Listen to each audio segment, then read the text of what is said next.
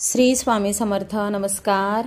तुमचे सर्वांचे माझ्या यूट्यूब चॅनलमध्ये खूप खूप स्वागत. तुमच्या सर्वांच्या इच्छा मनोकामना पूर्ण होत हीच स्वामी महाराजांच्या चरणी प्रार्थना करते आणि आजच्या आपल्या एका नवीन व्हिडिओला सुरुवात करते. आजच्या व्हिडिओमध्ये आपण बघा अतिशय महत्त्वाची आणि प्रभावशाली अशी ही सेवा जाणून घेणार आहोत. तुम्ही व्हिडिओ म्हणजे शेवटपर्यंत पहा, ऐका, तेव्हा तुमच्या लक्षात येईल की आपल्याला काय सेवा करायची आणि खरंच माहितीपूर्ण हा व्हिडिओ आहे. कारण की बघा अर्धवट ऐकताल तर अर्धवट सेवा समजेल आणि मग तुम्ही जरी सेवा केली तर कुठं तुम्हाला त्याचं फळ दिसून येणार नाही आणि मग नंतर आपणच म्हणतो की काही नाही, हे व्हिडिओत माहिती वगैरे सांगितलेली सगळी काही चुकीची असते. पण असं नाही. नियमानं अगदी कसोशीनं ज्या काही नियम अटी आहेत त्या पद्धतीने आपण कोणतीही सेवा केली ना त्याचं फळ आपल्याला 100% मिळतं. त्यामुळे तुम्ही हा व्हिडिओ शेवटपर्यंत नक्कीच पहा. आता व्हिडिओ म्हणताल काय तर बघा लवकरच म्हणजे अगदी 12 नोव्हेंबर वार बुधवार या दिवशी आलेली आहे कालभैरव जयंती. आता कालभैरव जयंती म्हणजे महादेवांचाच रौद्र अवतार. मग या दिवशी आपल्याला कालभैरव जयंतीच्या दिवशी ही कृष्ण पक्षातील अष्टमी तिथीला कालभैरव जयंती साजरी केली जाते. भगवान भोलेनाथांचाच हा रौद्र अवतार आहे, ज्यांची पूजा केल्याने भक्तांचे भय आणि नकारात्मक ऊर्जा दूर होते, तसेच पापांपासून देखील मुक्ती मिळते. आता कालभैरव जयंतीच्या दिवशी आपल्याला एक सेवा करायला सुरुवात करायची आहे. 40 दिवसाची ही सेवा आहे. आता कशासाठी सेवा करायची तर बघा अगदी आपण आपल्या जवळच्या व्यक्तीला, मग कुणीही असो, बहीण असेल, भाऊ असेल किंवा आत्या मामा यांचे मुलं किंवा आपले मित्र मैत्रीण, आपण यांना म्हणजे खूप त्यांची एक गरज समजून आपण त्यांना काहीतरी मदत करतो. आता काहीतरी म्हणजे पैशाची मदत करतो. अगदी बघा काही व्यक्तींना तर अशी सवय असते की आपल्याकडे पैसे नसले तरी कुणीतरी मागितले ना तर आपण त्याला नाहीच म्हणत नाहीत. इकडे आपण लोकांचे उसने काढतो आणि त्याची मात्र गरज भागवतो. मग काय होतं, आपल्याला कोणीतरी किविलवानं तोंड करून रडत खूपच आपली म्हणजे एक मजबुरी दाखवून पैसे मागतात आणि आपण त्याला म्हणजे आता बघा माणसाच्या भावना कशा असतात, आपण त्याला मदत करतो. पण मग नंतर काय होतं, तोच व्यक्ती पैसे द्यायला मात्र तयार होत नाही. मग अशा वेळेस आपल्याला प्रश्न पडतो की आता काय करावं की बाबा तो आपल्याला पैसे देईल. मग याचसाठी या व्हिडिओमध्ये आपण सेवा जाणून घेणार आहोत. तर बघा आपल्याला काय करायचं आहे, ही सेवा करायच्या अगोदर कालभैरवाचं तुमच्या घराच्या जवळपास कुठं मंदिर असेल तिथे जा. तिथे जायचं आहे आपल्याला. नारळ खडीसाखर घेऊन प्रार्थना करायची आहे की मी ही म्हणजे अखंड 40 दिवस सेवा करायची आहे बरं, कुठेही खंड पडता कामा नये. कारण की बघा आणि मग आपल्याला तिथे प्रार्थना करायची आहे की मी असे कोणाला तरी पैसे दिले होते आणि तो व्यक्ती माझे परत देत नाही, मी ही सेवा करणार आहे आणि नक्कीच त्याला एक बुद्धी द्या की त्यानं माझे पैसे परत करावेत. मग आता समजा तुमच्या घराच्या जवळ कालभैरवाचं मंदिर नसेल तर तुम्ही महादेवाच्या मंदिरात नक्कीच जाऊ शकतात. महादेवाचं मंदिर नसेल तर आपल्या स्वामींच्या केंद्रात गेलात, तिथे प्रार्थना केली तरी देखील चालेल. आता सेवा कशा पद्धतीने करायची बघा, तुमची जर समजा मासिक पाळीची अडचण येणार असेल, आपल्याला ही सेवा करायला सुरुवात करायची आहे 12 नोव्हेंबरला. समजा त्या दरम्यान आपले 2 दिवस 3 दिवस असं जर झालं किंवा अडचणच येणार आहे किंवा त्या दरम्यान आपण सुरुवात केल्यानंतर अडचण येणार आहे तर मग सुरुवात करू नका, थोडं थांबा.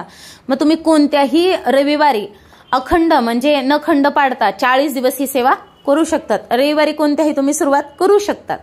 आणि मग बघा आता समजा कोणाची डिलिव्हरीची तारीख असेल, तुम्हाला माहिती असेल आपल्या घरामध्ये, तर मग त्यावेळेस देखील थोडं थांबून घ्या, रविवारी सुरुवात करा. अशा प्रकारे बघा म्हणजे 12 तारखेला जर सेवा करायला सुरुवात करणं शक्य नाही झालं तर रविवारी तुम्ही ही सेवा करू शकतात. मात्र 40 दिवस आपल्याला ही सेवा करायची. आता सेवा करण्याचा वेळ म्हणताल तर कालभैरवांची सेवा संध्याकाळीच करायची असते. इथं ऑप्शन नाही, सकाळी करू का दुपारी करू का, नाही. मग तुमची इच्छा. मग त्याचं फळ देखील तितकं उशिरा भेटल किंवा मग फळ भेटायचं नाही. कारण की बघा मी तुम्हाला आधीच म्हटलं, कोणतीही गोष्ट नियमाने केली, शास्त्राला धरून केली तर त्या सेवा देखील बघा तितकं फळ आपल्याला मिळतं. मग आता कुणी ही सेवा चालू केली, अगदी 10 झाले 15 दिवस झाले तर तुमची ती व्यक्ती पैसे देखील आणून घरी देऊ शकते बघा. त्यामुळे ही सेवा करताना नियमाने करा. आता जेव्हा आपल्याला समजा 12 तारखेच्या दिवशी समजा तुम्ही कालभैरव जयंतीच्या दिवशी जर सेवेला सुरुवात केली तर आपल्याला काय करायचं आहे, कालभैरव जयंतीच्या दिवशी जर तुम्ही सुरुवात केली तर मग आपल्याला पहिल्या दिवशी कालभैरव अष्टकमचं 11 वेळेस पठण करायचं आहे। मग पहिल्या दिवशीची सेवा मग तुम्ही कधीही करू शकता, सकाळी जा मंदिरात, संध्याकाळी जा, दुपारी जा, तरी देखील चालेल। तुम्ही म्हणताल अगोदर म्हणतात की संध्याकाळीच सेवा केली पाहिजे, आता कसं काय नाही, आपल्याला मंदिरात जायचं आहे ना। मग बघा आता तुमच्या घराच्या जवळ जर कालभैरवांचं समजा मंदिर नसेल तर तुम्ही महादेवाच्या मंदिरात जाऊन कालभैरव अष्टकम 11 वेळास पठण केलं तरी देखील चालेल। आणि आपल्याला तिथंच बसून म्हणजे ही जेव्हा सुरुवात कराल तुम्ही, रविवारी करा, कालभैरव जयंतीच्या दिवशी करा, पण मंदिरातच जाऊन पहिल्या दिवशीची सेवा करायची। मग आता त्याच्यानंतर आता सेवा करण्याचाही एक वेळ ठरवा। पहिल्या दिवशी समजा सायंकाळी 7ला केली, दुसऱ्या दिवशी 9ला केली, तिसऱ्या दिवशी 10ला केली, अगदी तुम्ही 10 काय 11 वाजेपर्यंत ही सेवा केली तरी देखील चालेल। आता कोणाची ड्युटी असते, कोणी 11 वाजता घरी येतं, कोणी 11:30ला येतं, काही हरकत नाही, तुम्हाला माहिती आहे ना आपली ड्युटीची वेळ कधी संपतीये। तर मग एक 10-15 मिनिटं इकडं तिकडं झाले तर चालतील, पण समजा 7 ते 8 या वेळेमध्ये सेवा पूर्ण झाली पाहिजे असा नियम करा। तसेच संध्याकाळीच करा, ही सेवा कोणीही करू शकतं, आजी, बाबा, मुलगा, मुलगी, समजा आई वडील, कोणीही केलं तरी चालतं, असं बंधन नाही की ह्यांनीच सेवा करा आणि त्यांनी केली नाही तर नाही। आता यामध्ये मांसाहार तर शक्यतो वज्रच करायचा आहे, ब्रह्मचर्याचं पालन ज्याचा त्याचा वैयक्तिक प्रश्न आहे, तुमची इच्छा, परान्न वज्र करायचं आहे। आता सध्या लगन सराईला, तुळशीचे लग्न झाले की लगन सराईला सुरुवात होते, मग अशा वेळेस बघा आपल्याला परान्न वज्रच करायचं। आपण इतकी वेळात वेळ काढून, इतकी आपल्याला माहिती आपली तळमळ, आपण इतकी सेवा करतो आणि मग काहीतरी समजा लग्नाला गेलो कुणाचं तरी खाल्लं, नका करू असं। तुम्ही अगदी घरून जेवण करून जा किंवा मग अक्षदा टाका, अक्षदा टाकणं देखील पुण्याचंच काम आहे। लग्नाला गेल्यावर अक्षदा टाकायला नक्की जा, भेटा आणि घरी या आणि घरी येऊन जेवण करा, असं करा। किंवा मग खूपच जवळचं आहे, जेवणं गरजेचंच आहे, अशा वेळेस काय करा, तिथं जेवलात तर मग एखाद्या मंदिरात किंवा मग तिथेच समजा आपले 10 रुपये 11 रुपये असे तुम्ही दान केले तरी देखील चालेल। म्हणजे थोडक्यात आपण ते जेवण जे आहे ना ते विकत घेतलं असं होईल बघा, अशा पद्धतीने तुम्ही जेवू शकता। आता सायंकाळी जेव्हा आपल्याला ही सेवा करायची, कालभैरव अष्टकमचं 11 वेळा पठण करायचं आहे, तर मग कसं करायचं, उजव्या हातामध्ये पिवळी मोहरी घ्यायची आणि कालभैरव अष्टकमचं पठण करायचं। पठण करून झाल्यानंतर बघा तुम्ही खेड्यात असताल तर चालेल, जो व्यक्तींनी पैसे घेतले तुम्हाला माहिती, समजा त्याचं गाव कोणत्या दिशेला आहे, समजा गावातला असेल तर त्याची दिशा कोणती, त्या दिशेला घराच्या बाहेर येऊन आपण ती मोहरी फेकून देऊ शकतो। पण तुम्ही जर शहरामध्ये असताल, फ्लॅट सिस्टीममध्ये राहत असताल तर असं करणं चुकीचं आहे, कारण की बघा आपल्याला इथेच राहायचंय, आपले दररोजचे संबंध बिघडू शकतात।